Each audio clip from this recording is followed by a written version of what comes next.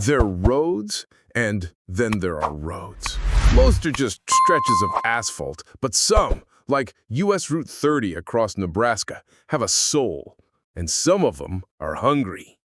I've been driving for 27 years. I've seen it all, I thought.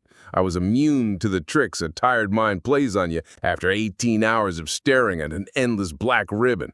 I was wrong. This run was simple. Frozen pork from Omaha to Salt Lake City. The boring middle part is Nebraska, so flat the sky feels like it's trying to swallow you. The section west of Kearney is what gets you. It runs parallel to an old, dead Union Pacific line. The rails are gone, but the ghost of the line is still there. It was about 2 in the morning, the kind of deep, silent dark where the world holds its breath. I was sipping stale coffee when I saw it in my rearview mirror. A single headlight. That was the first thing that was wrong. Not 2, but 1. A dim, yellow, flickering eye bobbing in the darkness behind me. It was gaining on me fast, though I was doing a steady 65. As it pulled into the lane beside me to pass, my blood ran cold. It was a truck, an ancient one, a Model AA Ford maybe, something from the 1920s. The paint was peeling black, the tires were thin and tall, and there was no chrome, only rust. But the strangest thing was the sound. There was none. My own engine roared, but this antique beast moved in absolute silence. I stared as it drew level with my cab, and that's when I saw the driver. He wasn't a trucker. He wore a heavy coat and one of those striped caps the railroad engineers used to wear. His face was pale, almost translucent, his eyes fixed dead ahead. He looked like a statue carved from sorrow. We drove side by side, my roaring 18-wheeler and this silent phantom. The air in my cab grew frigid. My mind screamed that it wasn't real, just fatigue playing tricks. Then he turned his head slowly. His eyes, dark as empty tunnels, met mine. There was no malice in him, only an immense, bottomless well of confusion and loss. As quickly as it had appeared, the antique truck pulled ahead and just faded, like smoke. One moment it was there, the next it was gone, vanished into the Nebraska night. My heart was hammering against my ribs. I knew, with a certainty that chilled me to the bone, that I had just seen a ghost.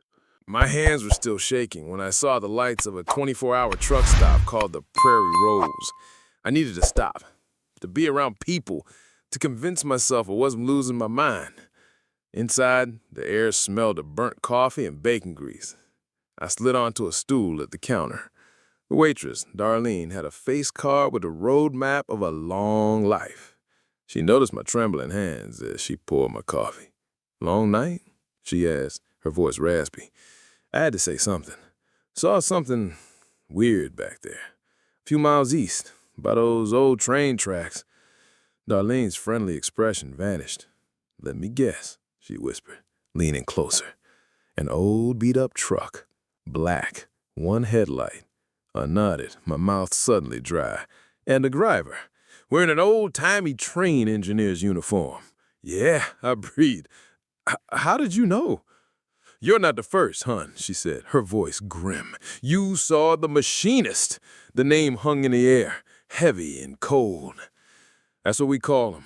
The story is as old as this road. Back in the 30s, an engineer named Silas Croft worked that line. One night, a thick fog rolled in. A farmer's truck had stalled on the crossing where the highway is now. Silas didn't see it until it was too late. He slammed on the brakes, but a train that size doesn't stop on a dime. He died in the crash, his hand still clutching the brake lever. They say the farmer's soul moved on, but Silas, he was so tied to his duty, to that moment of failure, that he got stuck. He's trapped between the train he loved and the truck that killed him." "So that truck I saw," I asked, "it's the ghost of the truck he hit," she said. "He's cursed to drive it, forever replaying his final moments from the other side. He drives that stretch of road night after night, searching." "Searching for what?" "A replacement," Darlene said, her eyes dark. "A lost soul. A tired, lonely driver. He wants to find someone to take his place at the wheel so he can finally finish his journey. She looked out the window into the darkness. He got close to you tonight. Be careful. He knows you've seen him now, and he doesn't like to be seen. Leaving the diner was one of the hardest things I've ever done. Back in my rig, the familiar cab felt like a cage. Pulling onto Route 30, my eyes were glued to my mirrors, scanning the darkness for a single flickering light. I turned on the CB radio for some human contact. "Breaker 19, how's it looking eastbound?" I mumbled. The radio shot back a blast of static, and through it, I heard a faint, high-pitched sound. Whoo! Whoo! It was the whistle of a steam locomotive. I dropped the mic. It had to be interference. But it came again, louder and clearer, a sound of imminent danger. Hoo, hoo! It wasn't just coming from the radio, it felt like it was everywhere. I snapped the CB off. Darlene's words echoed in my mind. He knows you've seen him now. The ghost wasn't just a sad loop, he was hunting. That's when my headlights began to flicker. They dimmed to a sickly orange, then died completely, plunging me into absolute blackness. I stomped on the brakes, blind, hurtling down the highway at over 60 miles an hour. Then, just as suddenly, the lights flashed back on, brighter than before. In that blinding flash, I saw him. He was in the lane right beside me. The silent, black truck was pacing me again, so close I could have touched it. I could see the machinist staring right at me. His face was a mask of pleading desperation. One hand was raised, pointing. He wasn't pointing at me. He was pointing down the road at the exact spot where the old railroad bed intersected with the highway, the crossing. He was telling me where to go. Panic seized me. I knew the legend wasn't just a story, it was a trap. The phantom truck began to edge closer, slowly trying to force me off the pavement toward the tracks, a gentle hypnotic pressure. "Come this way, your shift is over." I laid on my air horn, a deafening blast that ripped through the night. The phantom truck and its driver didn't even flinch, they just kept coming. My mind was a screaming chaos. This was no longer a haunting. It was a confrontation. The road ahead felt like the closing walls of a trap, with the old railroad crossing as the trigger. I had two choices, run or face him. Running felt wrong. This was my road, my rig, my life. I had a wife and daughter waiting for me. I wasn't some lost soul ready to be collected. A cold resolve settled in my gut. I wasn't gonna run. I was gonna drive right through the heart of his territory and dare him to stop me. As if sensing my decision, a thick, oily fog rolled in, swallowing my headlights. The temperature in the cab plummeted. The air grew heavy with the smell of damp earth, cold steel, and coal smoke. The phantom truck was gone, but I knew he was still there, waiting. I saw the old rusted RR crossing sign loom out of the fog. This was his ground. And then I saw the truck. It was parked directly in my path, straddling both lanes, sitting perfectly centered on the old crossing. Its single headlight stared at me like the eye of a cyclops. Through the fog, I could see the machinist. He was standing beside the driver's door, looking at me. He raised a hand and beckoned, a slow curl of his ghostly fingers. "Come, stop, join me." In that instant, I understood. He didn't want to crash into me. He wanted me to recreate the accident. He was the ghost of the engineer, and he needed a new stalled truck on the tracks. He needed me to become his replacement. Every rational part of my brain screamed to hit the brakes, but my gut screamed something else.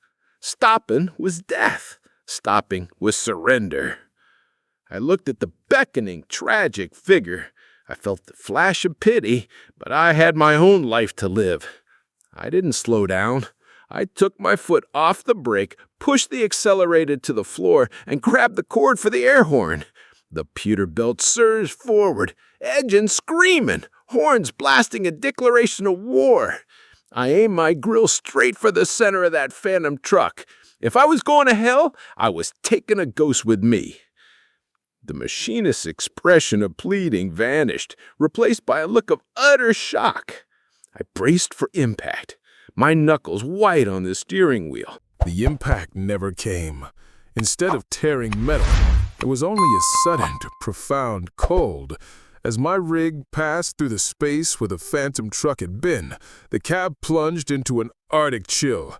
For a split second, my engine's roar was drowned out by the blast of a steam whistle, the screech of 1,000 tons of steel, and a single human scream of despair.